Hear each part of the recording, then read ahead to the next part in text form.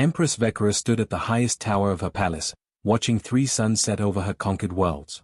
Her dark purple scales caught the fading light, each one a badge of her royal bloodline. She had crushed rebellions, conquered star systems, and ruled with absolute power for 20 years. But tonight, her claws trembled as she held a data pad containing medical reports about her newly hatched children. All 3 were albino. Pure white scales instead of the traditional crimson that marked royal blood. The physicians had been blunt in their assessment. Genetic defects. Weak. Unfit to rule. Some even suggested they be eliminated before word spread to the imperial court. Vecra couldn't bring herself to kill them, but she couldn't show them to her empire either. So she made a choice that would haunt her for months to come. She had them moved to the palace's eastern wing, a section that had been sealed off for decades after a fire damaged the environmental systems. The wing was automated, with food dispensers and climate control that required no staff. No one would see them. No one would know the great Empress had produced defective heirs. She visited them only once after making this decision.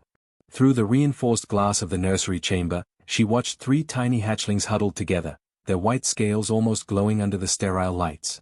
They chirped softly, calling for her. She turned away and never came back. Meanwhile, on the lower levels of the same palace, Jake Morrison was scrubbing coolant tubes in the maintenance section. At 19 years old, he barely remembered Earth before the invasion.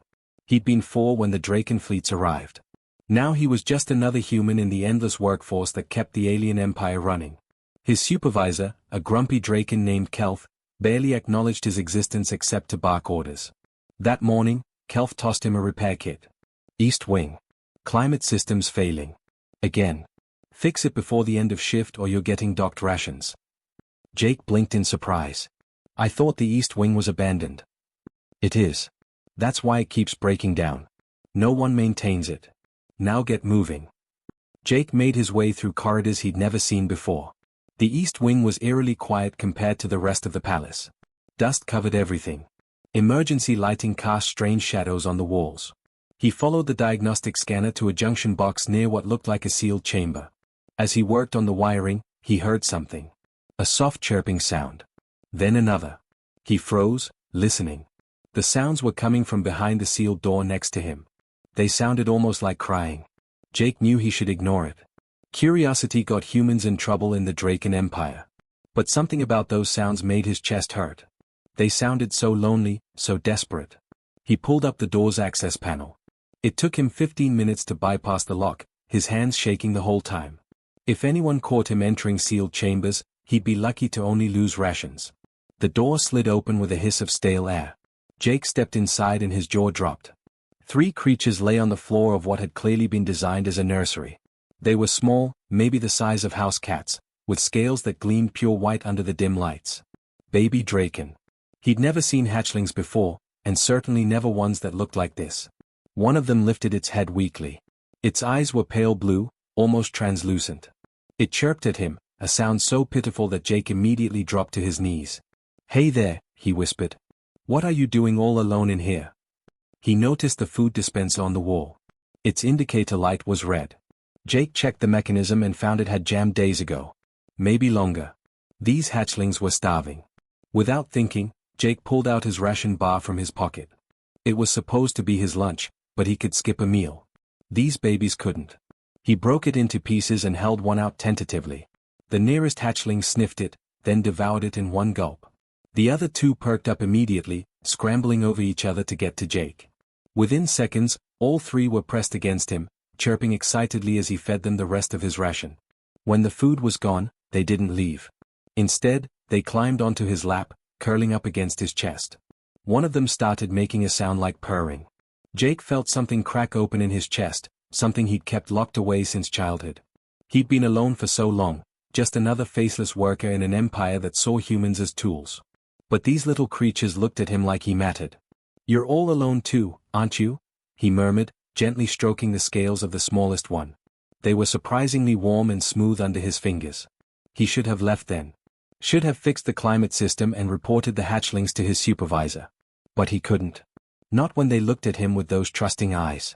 Jake spent the next hour not only fixing the climate control but also repairing their food dispenser. He made sure fresh water was flowing. He even cleaned up the nursery a bit, talking softly to the hatchlings the whole time. I'll come back tomorrow, he promised as he prepared to leave. I'll bring you something better than ration bars. The hatchlings followed him to the door, chirping in distress when he stepped through. The smallest one, the one with slightly blue-tinted white scales, let out a cry that sounded heartbreakingly like a human baby. Jake's heart broke.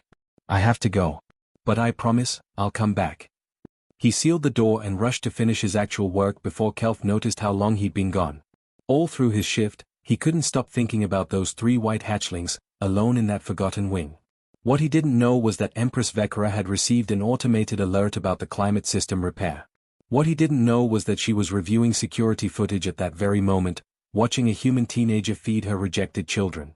What he didn't know was that she was about to make a discovery that would shake everything she believed about strength, weakness, and what it meant to be a mother. The next morning, Jake snuck back to the East Wing with 3 protein bars he'd saved from his rations. The hatchlings were waiting by the door, and the moment they saw him, they went wild with excitement. That's when he heard the roar behind him. A sound that made every human instinct scream danger. He turned slowly to find Empress Vekra herself standing in the corridor, her scales flared in rage, her claws extended. She was massive, at least 9 feet tall, and her eyes burned with fury. Jake knew he was dead. But before she could strike, all 3 hatchlings rushed past him and placed themselves between him and their mother. They hissed at her, their tiny bodies trembling but defiant. Vekra stared in absolute shock. Her own children were defending a human. Against her. The Empress couldn't believe it. Empress Vekra had executed generals for less than what this human boy had done. Entering sealed royal chambers without permission was punishable by death. Touching royal offspring was an unthinkable crime.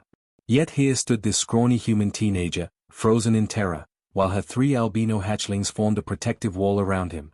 The smallest one, the female with blue-tinted scales, was making a sound Vekra had never heard before. Not the aggressive hiss of a threatened draken, but something almost like pleading. The hatchling kept looking back at Jake, then at her mother, as if trying to communicate something desperately important. Step away from them, Vekra commanded, her voice low and dangerous. Now. Jake raised his hands slowly. I'm sorry, Your Majesty. I didn't know they were yours. I just heard them crying and they were starving and I couldn't just leave them there and I'm so sorry, please don't hurt them, it's not their fault, I'll accept any punishment you want but please don't be angry at them, they're just babies and... Silence. Vekra's roar shook dust from the ceiling. But Jake couldn't stop, his words tumbling out in panic. The food dispenser was broken for days, maybe a week, they were dying, I had to do something, I know I shouldn't have entered but they needed help and... Vekra froze. What did you say? The food dispenser, Jake repeated, his voice shaking. It was jammed. They hadn't eaten in days. The Empress felt something cold settle in her stomach. She had assumed the automated systems were functioning.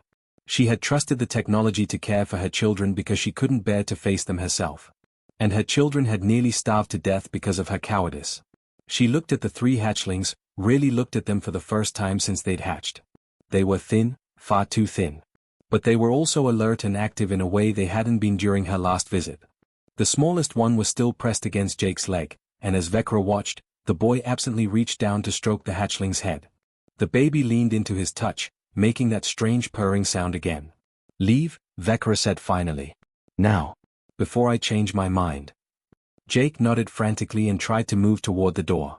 All 3 hatchlings immediately began crying, that same heartbroken sound that had drawn him here in the first place. The smallest one wrapped herself around his ankle, refusing to let go. I said leave. Vekra snapped. But the hatchlings only cried louder. The largest one, a male, actually sat down in front of Jake and spread his tiny wings in a protective gesture. It would have been adorable if it wasn't so shocking. Jake knelt down, gently trying to unwrap the smallest hatchling from his leg. Hey, it's okay. I have to go. Your mom's here now. She'll take care of you. The hatchling's cries only intensified. She looked up at Jake with those pale blue eyes, then at Vekra, and back to Jake. The message was clear. She wanted the human, not her mother. Vekra felt something she hadn't experienced in years. Shame. Deep, burning shame. What did you do to make them trust you? She asked, her voice quieter now. Jake looked up, surprised by the question. I didn't do anything special.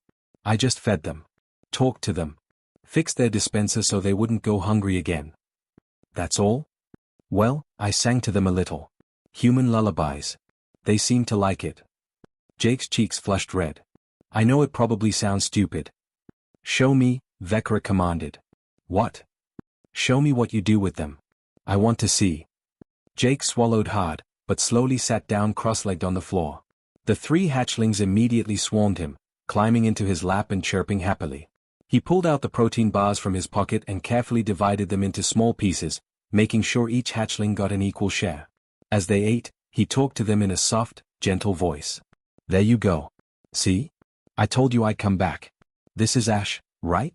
You're the biggest and bravest. And you're Frost, because of your pretty silver-white scales. And you must be Ember, because you've got that little blue glow like a flame. You named them? Vecra asked, startled. Was I not supposed to? I'm sorry, I just couldn't keep calling them the hatchlings in my head. It felt wrong. Vecra had never named them. In Draken tradition, hatchlings earned their names by surviving their first year alone, by proving their strength. But these names Jake had chosen somehow fit perfectly. After the hatchlings finished eating, Jake started humming. It was a simple melody, something soft and repetitive. The hatchlings curled up against him, their eyes starting to droop. Within minutes, all 3 were asleep, their breathing synchronized with the rhythm of his song. Vecra watched in stunned silence. She had provided everything the ancient texts required. Food, water, shelter, proper temperature. But she had never touched them. Never spoken to them. Never given them anything of herself, because Draken tradition said that attachment made warriors weak. How long have you been coming here? She asked. Just since yesterday, Jake admitted. I found them when I was fixing the climate control. I came back this morning because I couldn't stop thinking about them. You risked your life for creatures you'd known for one day? Jake looked down at the sleeping hatchlings. They were alone and scared. Nobody should have to feel like that. I know what it's like, growing up with nobody who cares if you live or die. I wouldn't wish that on anyone, not even Draken hatchlings. The words hit Vecra like a physical blow. This human, this supposedly inferior being, had more compassion in his entire body than she had shown her own children. He had risked everything to care for babies that weren't even his species, while she had hidden them away out of shame. She made a decision that surprised even herself. You will continue to care for them. Jake's head snapped up. What? They clearly require your presence for their well-being. You will come here every day. You will feed them, speak to them, and ensure they remain healthy. This is not a request. It is a command. But your majesty, I have my regular duties and your only duty now is my children. You will be given quarters near this wing. Your rations will be increased to account for what you share with them. Refuse, and I will find another way to deal with the situation. The unspoken threat hung in the air. Jake nodded quickly. I'll do it. I want to do it. Thank you. Vecra turned to leave, then paused. Why did you help them? The truth. Jake was quiet for a moment, gently stroking Ember's scales while she slept. Because when I looked at them, I saw myself. Alone in a world that didn't want me, just trying to survive. I couldn't save myself when I was their age, but I could save them. After Vecra left, she went straight to her private chambers and pulled up every piece of security footage from the East Wing. She watched Jake's first discovery of the hatchlings. Watched him feed them his own food without hesitation. Watched him spend an hour repairing their dispenser when he could have been caught and punished for being in unauthorized areas. Then she pulled up footage from the nursery's internal cameras. She watched her children in the days before Jake arrived. They barely moved. Barely made sounds. They were alive, but only barely, slowly wasting away from neglect. And she watched the transformation after Jake's arrival. They were active, playful, fighting over pieces of his ration bar. They responded to his voice. They sought his touch. In 2 days, this human had given her children something she never could. He had given them love. Over the next 3 weeks, Vecra found herself spending more and more time watching the security feeds. She told herself it was to ensure the human wasn't harming her children.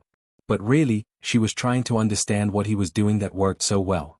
She watched him play simple games with them, teaching them to pounce and hunt using rolled-up pieces of cloth.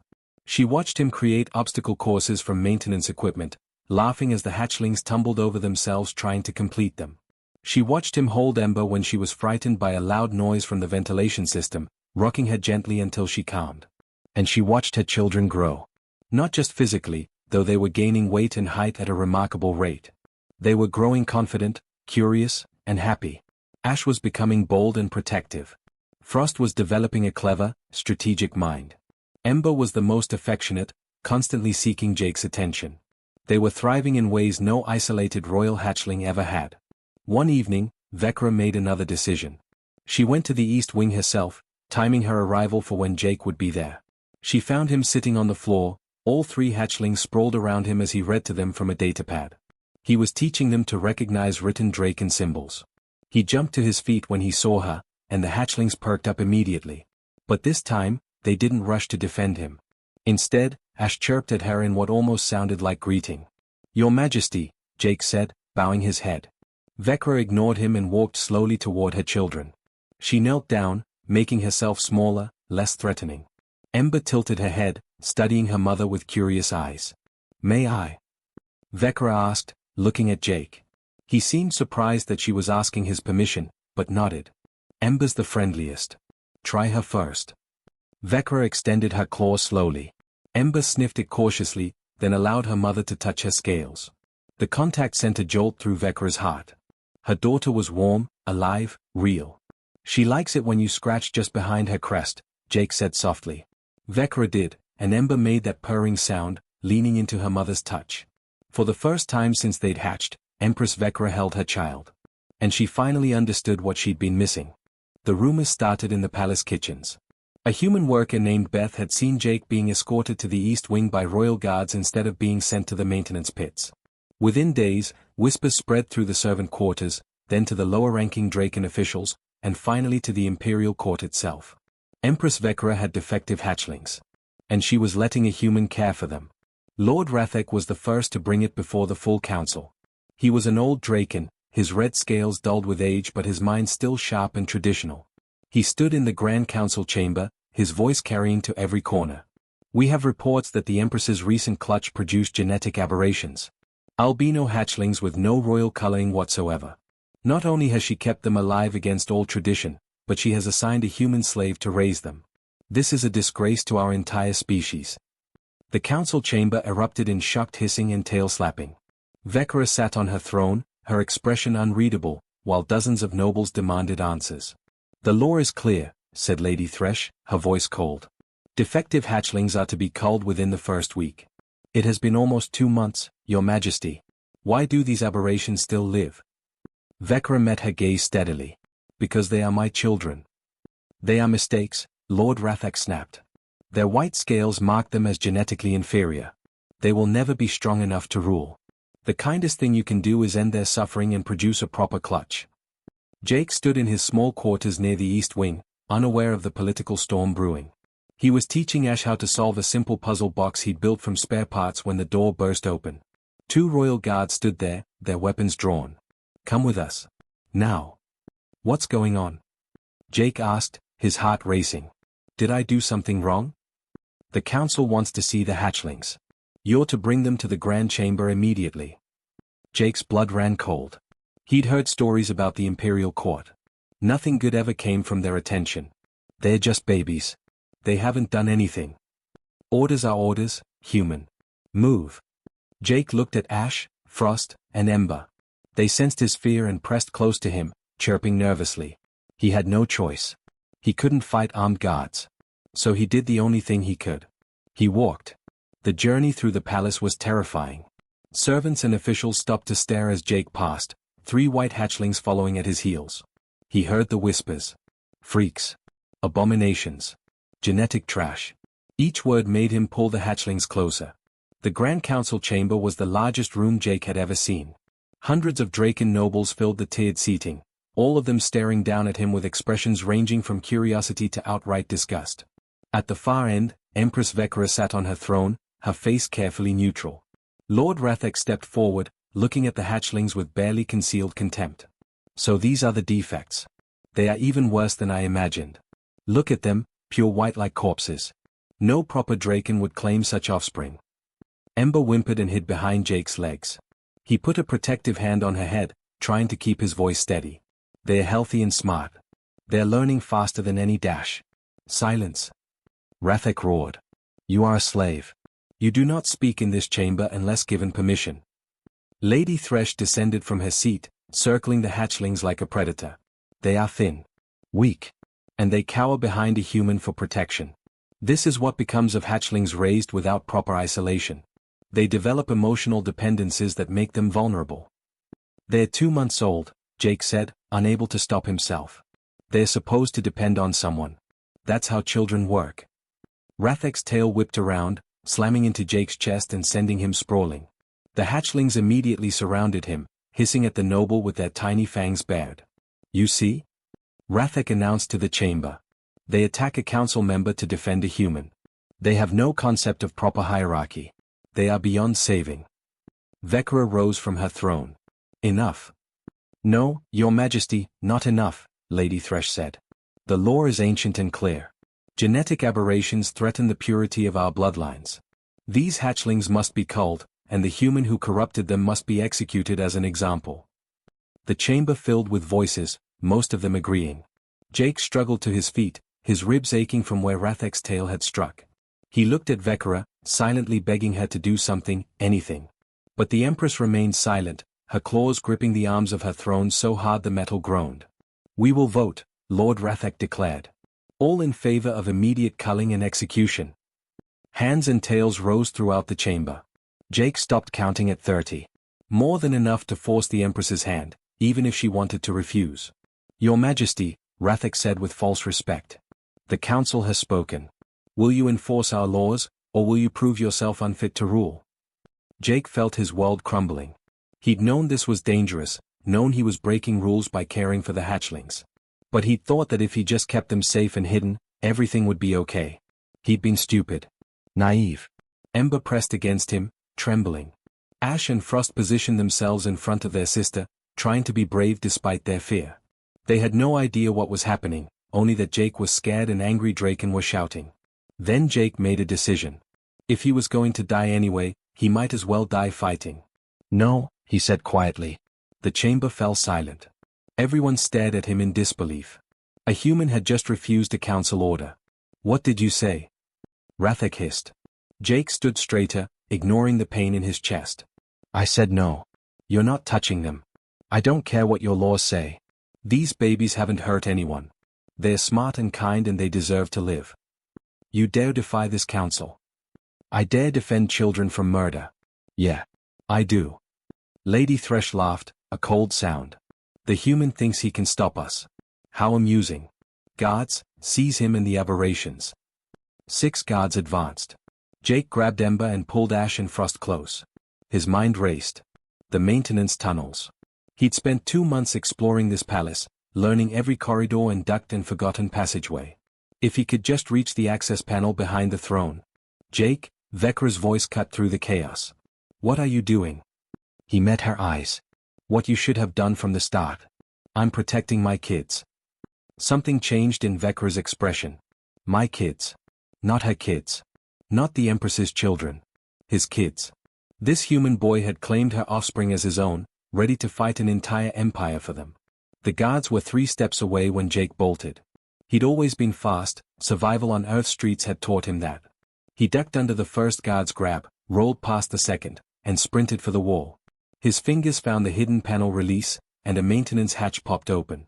"Run," he shouted to the hatchlings. Ash went first, diving into the tunnel. Frost followed. But Ember froze, too frightened by the chaos and noise. A guard's claws closed around her tail. Jake didn't think. He threw himself at the guard, all 140 pounds of desperate human fury. He didn't have claws or armor or venom. But he had surprise and absolute determination. He bit the guard's arm, making him release Ember, then shoved the hatchling toward the tunnel. "Go." Ember disappeared into the darkness. Jake tried to follow, but 3 guards grabbed him, slamming him to the ground. His head cracked against the marble floor and his vision swam with stars. Through the blur, he saw Vekra standing now, her wings fully spread. She looked magnificent and terrifying. "Release him," the Empress commanded. "Your Majesty," he assaulted a guard and dash. "I said release him." The guards hesitated, then stepped back. Jake struggled to his knees, blood trickling from a cut above his eye. He looked at the tunnel where the hatchlings had vanished, relief flooding through him. At least they were safe.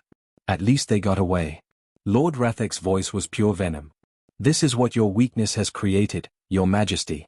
A human who thinks he can attack Draken soldiers with impunity. A human who has poisoned your offspring with his inferior emotional attachments. You have a choice now. Execute him and the aberrations, or step down from your throne. Vecra looked at Jake, bleeding and defiant on the floor. She looked at the tunnel where her children had escaped. And she thought about the past 2 months of watching security footage, of learning what it meant to truly care for another being. You want to talk about weakness? Vecra's voice dropped to a deadly quiet. Then let's talk about it. I gave my children everything our traditions demanded. Perfect isolation. Automated feeding. Precise temperature control. Everything the ancient texts say produces strong warriors.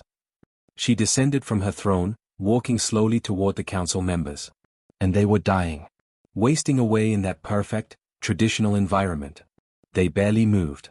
Barely ate. Following our ways to the letter was killing them. That simply means they were too weak to survive, Lady Thresh said dismissively. No, Vecra said. It means our traditions are wrong. The chamber exploded in outrage. Nobles shouted over each other, tails slamming the floor, voices demanding Vecra's immediate removal. But the Empress continued, her voice rising above the chaos. This human gave them nothing but scraps from his own rations and simple kindness. And my children thrived. They grew faster and stronger than any royal clutch in our recorded history. They learned to speak in weeks instead of months. They show intelligence and tactical thinking far beyond their age. And you call this weakness? They cower behind a human. Rathek roared. They love someone who loved them first, Vecra countered. Perhaps that is what true strength looks like. Jake stared at the Empress in shock. She was defending him. Defending the hatchlings. Against her entire government. You have lost your mind, Lady Thresh said coldly. You are unfit to rule. I call for an immediate vote of no confidence. Call it, Vecra said. But know this. If you force me to choose between this empire and my children, I will choose my children. Every time. The chamber fell silent. An empress had just threatened to abandon her throne rather than kill her own offspring. It was unprecedented. Unthinkable. And from somewhere in the walls, a young voice called out. Clear and strong and perfect. Mother. Ash emerged from the tunnel, Frost and Ember right behind her. But Ash was different now. In the stress of the chase, something had triggered in her biology. She'd grown. Not just a little. She was now the size of a full-grown human, her white scales shimmering with an iridescence no pure-blood Draken possessed. The young hatchling walked calmly to where Jake knelt, lowering her head so he could grab her neck and pull himself up. Then she turned to face the council, her pale eyes blazing with intelligence far beyond her months. You wish to kill us because we are different, Ash said, her voice ringing through the chamber. Because our scales are white instead of red.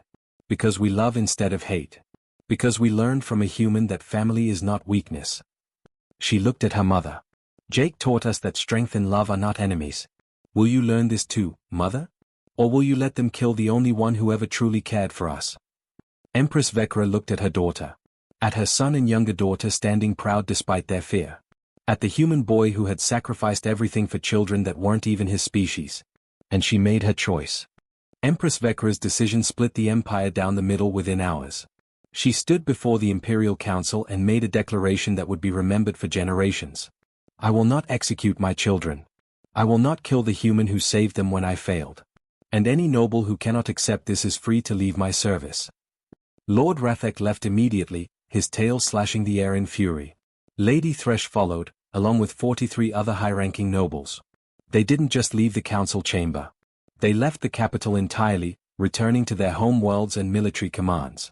Within 3 days, General Vornak declared open rebellion. He was Rathek's nephew, commander of the Third Fleet, and he had half the Empire's military power under his control. His message broadcast across every communication channel in Draken space. Empress Vecra has betrayed our species.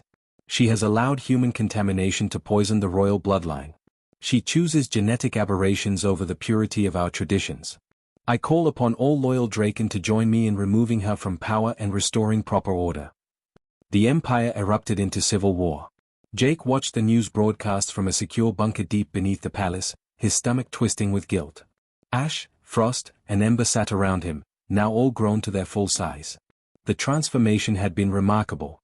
In just 2 weeks following the council confrontation, they'd reached physical maturity. They were magnificent, their white scales gleaming like pearl, their bodies sleek and powerful. But Jake couldn't appreciate their beauty. All he could see were the casualty reports scrolling across the screen. Thousands dead in the first week. Entire colonies choosing sides. Families torn apart. "This is my fault," he said quietly. "If I'd just left you alone that first day, none of this would be happening." Ash lowered her massive head to his level, her pale blue eyes gentle. "If you'd left us alone, we would have died. Slowly. Painfully. Alone in that abandoned wing." "She's right," Frost added, his voice deeper than his sister's. "You gave us life. What the Empire does with that gift is their choice, not yours." But Jake couldn't shake the guilt. He was 19 years old. He just wanted to help 3 starving babies. How had it turned into a war that was tearing apart 3 star systems? Vekra entered the bunker, her scales dulled with exhaustion. She'd been coordinating defensive positions for 16 hours straight. "We have a problem. Vornak's forces are moving toward Kethra Station. If he takes it, he controls the jump gate to the core systems. We'll be cut off." "How many ships does he have?" Ash asked. She'd taken to strategy like a natural, spending hours studying military tactics with her mother. 4 to 7 warships. "We have 23. The numbers were brutal. Even Jake, with no military training, knew those odds were impossible. "We can't win a direct fight," Frost said, his analytical mind already racing. "We need to change the battlefield. Make them come to us on our terms." Over the next week, they planned. Vekra was initially hesitant to involve her children in military strategy, but quickly realized they saw patterns she missed. Ash had an instinct for predicting enemy movements. Frost could calculate complex logistics in his head. Even little Ember, the gentlest of the 3, had a talent for electronic warfare. And Jake, surprisingly, contributed something none of the Draken had. He understood asymmetric warfare. Years of surviving as a human in a Draken empire had taught him how the weak could outmaneuver the strong. "They expect you to defend the station directly," Jake said, pointing at the tactical display. "But what if you don't? What if you let them take it, then cut off their supply lines? Draken ships need regular refueling, right? Make them chase you, burn through their resources, then hit them when they're desperate." Vekra studied the strategy. It was unconventional, almost cowardly by Draken standards. But it might work. "Would be abandoning Kethra Station," she said. "Thousands of civilians." "Evacuate them first," Jake said. "You've got civilian transports. Get everyone out before Vornak arrives. He wants a military victory, not a massacre. He won't waste resources chasing refugees." It was risky. It required perfect timing. But they had no better options.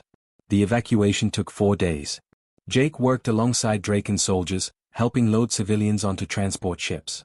He'd expected hostility, but many of the Draken looked at him with something almost like respect. Word had spread about the human who'd stood up to the Imperial Council for 3 albino hatchlings. An elderly Draken female approached him as he carried supplies. Her scales were faded green, her movements slow with age. "You're the one," she said. "The human who started all this." Jake tensed, expecting accusation. "Yes, my granddaughter was born with only 1 wing. The physician said she should be culled. Traditional Draken strength, they called it." The old female's eyes were bright with unshed tears. "I hid her instead. Raised her in secret. She's 40 years old now, living on a colony world, pretending her wing was lost in an accident." She took Jake's hand in her clawed one. "Thank you. For making it so future grandmothers won't have to hide their children." Jake didn't know what to say. He'd never thought about the broader implications. How many Draken had hidden children who didn't meet traditional standards? How many families had been destroyed by laws demanding genetic perfection? The battle came on the 7th day. Vornak's fleet arrived at Kethra Station to find it abandoned. The trap worked perfectly. His ships spread out to search for Vekra's forces, burning fuel and resources. When they finally located the Empress's fleet 3 days later, they were running on emergency reserves. But Vornak was a brilliant commander. Even with limited fuel, he maneuvered his superior numbers into an attack formation that should have crushed Vekra's defenses. That's when the hatchlings entered the battle. Ash, Frost, and Ember piloted modified fighters, ships stripped down for speed and agility. Their white scales made them nearly invisible against the stars, and their coordination was unlike anything Vornak had seen. They moved like a single organism, anticipating each other's actions perfectly. Jake watched from the command ship's bridge, his heart in his throat.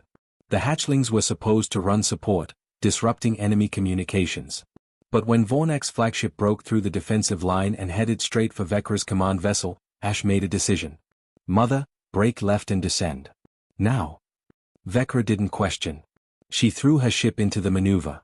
Ash's fighter screamed past where the command ship had been seconds before, launching every missile she had directly into the flagship's engine core. The explosion lit up space like a new sun. Vornak's ship didn't explode completely, but it was crippled, spinning helplessly. Without their commander's coordination, the rebel fleet faltered. Ship captains tried to regroup, but Frost and Ember were already exploiting the chaos, their electronic warfare suites feeding false data to enemy sensors. Within an hour, 12 enemy ships had surrendered. The rest retreated into hyperspace. The battle was over. Vecra's forces had won. But the celebration was short-lived. As the command ship docked with the medical frigate to treat wounded, alarms blared. Enemy fighters had broken through, targeting the medical ship. A last desperate strike by Vornak's most loyal pilots. Jake was on the medical frigate, helping treat injured soldiers. He heard the weapons lock alert and knew they were too slow to maneuver, too vulnerable to survive. He also knew the hatchlings would try to intercept, and their fighters were nearly out of ammunition and fuel. Time seemed to slow down. Jake saw it all with perfect clarity. The enemy missiles streaking toward the medical ship. Ash's fighter diving to intercept, too far away to make it in time. Vecra screaming orders that wouldn't matter. And Jake saw the emergency escape pod right next to him, with a manual override that could launch it directly into the missile's path. He'd always wondered if he'd be brave when it mattered. If he'd be the kind of person who could make the hard choice. Turns out, when it was his kids in danger, there was no choice at all. Jake slammed his fist on the override. The pod launched with him inside, rocketing toward the incoming missiles. The weapon systems locked onto the new target, the fastest moving object in their path. All 6 missiles adjusted course, tracking the pod. Through the small viewport, Jake saw Ash's face as she realized what he'd done. Saw her scream his name, the sound coming through the comm channel. "I'm sorry," he said quietly. "Take care of each other. Tell your mom I said thank you for letting me be part of your family." The missiles hit. The escape pod, designed to withstand debris impacts, stood no chance against military-grade explosives. The last thing Jake Morrison saw was 3 white shapes diving toward him, trying desperately to reach him in time. They didn't make it. The explosion scattered debris across a quarter-mile radius. The medical frigate's shields held, protecting everyone inside. The enemy fighters, satisfied with the destruction, retreated. And 3 albino Draken floated in space, staring at the spot where a human boy had been just seconds before, unable to comprehend that he was gone. Ash's roar of grief could be heard even through the vacuum of space, transmitted through every comm channel in the fleet. The war wasn't over. But something fundamental had changed. A human had sacrificed himself to save Draken lives. An inferior slave species had shown more courage and love than most warriors would ever possess. And an empire was about to learn that true strength had nothing to do with scales or claws or genetic purity. It had everything to do with the courage to care. The medical frigate's recovery teams searched the debris field for 3 hours before Empress Vecra finally ordered them to stop. There was nothing left to find. The missile strike had been too direct, too powerful. Jake Morrison was gone. Ash refused to leave. She floated in her fighter among the scattered metal fragments, her sensors sweeping the area again and again, hoping for any sign of life. Frost and Ember stayed with her, forming a silent vigil in the darkness of space. "He can't be gone," Ash whispered over the comm. "He promised he'd always come back. He promised." Vecra's voice was gentle but firm. "Ash, my daughter. Come home." "No. We have to keep looking. Maybe his pod's emergency beacon is just damaged. Maybe he's unconscious and we missed him. Maybe." "Ash." Ember's voice cracked with grief. "He's gone. Jake's gone." The sound that came from Ash wasn't a roar or a hiss. It was something far more heartbreaking. It was a sob, raw and human-sounding, learned from the boy who'd raised them. Frost and Ember joined her, 3 massive Draken warriors crying in space for a human who'd loved them more than his own life. Back on the command ship, Vecra stood alone in her quarters, staring at the security footage she'd saved from those first weeks. Jake, barely more than a child himself, sharing his ration bar with 3 starving hatchlings. Jake singing soft lullabies while her children fell asleep in his lap. Jake defending them before the Imperial Council, knowing it would probably cost him everything. She'd been an empress for 20 years. She'd made decisions that affected billions of lives. But she'd never felt like such a complete failure as she did in this moment. This boy had saved her children when she'd abandoned them. He'd taught them love when she'd only given them isolation. And now he was dead because she'd dragged him into a war he never asked for. Her claws trembled as she activated the fleet-wide communication channel. Every ship in her forces would hear this. "Today we lost someone extraordinary," she began, her voice steady despite the grief crushing her chest. Jake Morrison was human. By our laws, he was property. By our traditions, he was inferior. But he had more courage, more compassion, and more honor than most Draken warriors will ever possess. She paused, gathering her thoughts. He saved my children when I failed them. He stood against the entire Imperial Council to protect them. And he gave his life to save a ship full of wounded soldiers, most of whom had probably never spoken a kind word to him in his entire life. Throughout the fleet, Draken soldiers listened in silence. Many had seen humans only as tools, as conquered slaves useful for menial labor. But this human had died a warrior's death, choosing sacrifice over survival. "When this war is over," Vecra continued, "we will build a new empire. One where genetic differences are celebrated, not punished. One where strength is measured not by scales or claws, but by the courage to care for others." Jake Morrison showed us what that looks like. The least we can do is honor his memory by becoming worthy of his sacrifice. The funeral was held 3 days later, once Vecra's forces had secured enough space to safely gather. There was no body to bury, so they built a memorial instead. A simple monument floating in space near where Jake had died, broadcasting his story on a loop for any ship that passed. Thousands attended, not just from Vecra's forces but from neutral colonies and even some of Vornak's former fleet. Word of the human sacrifice had spread quickly, and something about it resonated across species lines. Ash, Frost, and Ember stood at the front, their white scales gleaming under the monument's lights. Ash had insisted on speaking, though Vecra worried it was too soon, the grief too fresh. But when Ash began, her voice was strong. "Jake used to tell us stories about Earth before the conquest. About humans who fought for each other even when they had nothing. About parents who protected their children against impossible odds. About people who chose love over hate, even when hate was easier." She looked out at the assembled crowd, hundreds of Draken and other species floating in formation. "He told us those stories because he wanted us to understand that strength isn't about being the biggest or the strongest or having the best weapons. Real strength is about standing up for what's right, even when you're terrified. Especially when you're terrified." Frost stepped forward. Jake was scared that day on the medical frigate. We heard it in his voice when he said goodbye. But he didn't let fear stop him. That's what he taught us. That courage isn't the absence of fear. It's doing what needs to be done despite the fear. Ember's voice was barely above a whisper, but the comm systems carried it to everyone. "He taught us how to love. Our own mother couldn't do that because her traditions told her love was weakness. But Jake showed us that love is the strongest force in the universe. Strong enough to cross species. Strong enough to defy empires. Strong enough to face death without hesitation." After the funeral, the war continued, but it was different now. Vornak's remaining forces were demoralized, fighting for a philosophy that suddenly seemed hollow and cruel. More ships defected every day, their crews unwilling to die for traditions that had valued genetic purity over basic compassion. The final battle came at Rothis Station, Vornak's last stronghold. But it wasn't really a battle. Vornak himself requested a meeting with Vecra, broadcasted across all channels so no one could claim deception. The old general looked tired. His red scales were scarred from a dozen conflicts, his eyes weary. "I watched the human's funeral," he said without preamble. "I saw your aberration children speak about love and courage." "They have names," Vecra said coldly. "Ash, Frost, and Ember." "Yes. I know." Vornak was quiet for a moment. "I had a son once. He was born blind. Couldn't see anything from birth. The physician said he should be culled. I agreed. I watched as they—" He couldn't finish the sentence. Vecra felt something shift in her chest. "How old was he?" 3 days. Vornak's voice cracked. "For 40 years I've told myself it was necessary. That tradition demanded it. That weakness had to be purged for the species to remain strong. But then I watched a human boy die to save strangers, and I realized something." "What?" "My son wasn't weak. I was. Too weak to stand against tradition. Too weak to protect my own child. Too weak to admit that maybe our ancestors were wrong." Vornak looked directly at Vecra. "I surrender. Unconditionally.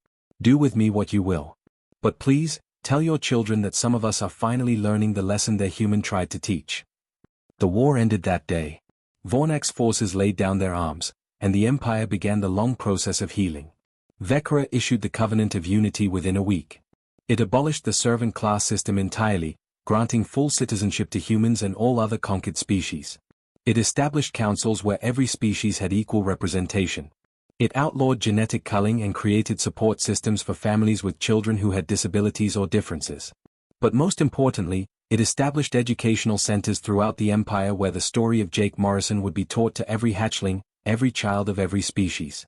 Not just his death, but his life. How a powerless teenager had changed an empire through simple compassion. Ash, Frost, and Ember dedicated themselves to this mission. They traveled to colony worlds, speaking to schools and community centers. They shared memories of Jake, teaching others what he'd taught them. That differences make you stronger, not weaker. That family is chosen through love, not blood. That one person, no matter how small or powerless they seem, can change the entire universe. On one of these trips, Ember met a young human girl in a settlement school. The girl was maybe 7 years old, with bright curious eyes. "Is it true you're the hatchlings from the story?" the girl asked. "We are," Ember said gently, lowering her massive head to the child's level. "And Jake really gave up his life for strangers." "He did. Though I don't think he saw them as strangers. Jake had this way of seeing everyone as family, even people he'd just met." The little girl was quiet for a moment, thinking. "My mom says before the Covenant, humans couldn't go to school or choose our own jobs or anything. She says Jake changed all that." "He started the change," Ember corrected. "But it's people like you who'll finish it. You're growing up in a galaxy where humans and Draken are equals. Where being different is celebrated. Where love isn't considered weakness. Jake dreamed of that world, but you get to live in it." Years passed. A decade, then two. Vecra ruled with wisdom learned from watching a human teenager care for abandoned hatchlings. The Empire transformed slowly but surely into something unrecognizable from its brutal past. Species that had been enslaved became partners. Technology and culture flowed freely between worlds. And the Albino royal family became symbols of the new age, proof that genetic differences carried unique strengths. Vecra kept Jake's photograph in her private chambers until the day she died. In the image, he was 18, grinning at the camera while 3 tiny white hatchlings climbed over him. She'd look at it during difficult decisions and ask herself what Jake would have done. Usually, the answer was simple. Choose compassion. Choose courage. Choose love. Ash never took a mate. Neither did Frost or Ember. When asked why, Ash always gave the same answer. Jake gave up everything for us, including the chance to have a family of his own. The least we can do is dedicate our lives to making sure his sacrifice meant something. Every child who grows up free because of the Covenant, every family that doesn't have to hide their different children, every person who chooses love over hate, that's Jake's family. That's our family. And we'll spend every day we have protecting it. 100 years after Jake's death, the Empire erected a massive memorial station at the coordinates where he'd died. It became a place of pilgrimage, where people from hundreds of species came to pay respects and remember the human who'd changed everything. The central chamber held a hologram of Jake, reconstructed from security footage. He was frozen in time at 19, forever young, forever smiling, with 3 white hatchlings playing around him. And beneath it, words carved in every language spoken in the Empire. Jake Morrison. Human. Friend. Father. Hero. He taught us that true strength is found not in isolation, but in the courage to care. May we all be worthy of his legacy. Visitors would stand before the memorial, sometimes for hours, just watching the hologram loop. Watching a teenager who'd had every reason to hate the Drake and instead choose to love 3 abandoned children. Watching him play games and sing songs and create a family from nothing but kindness.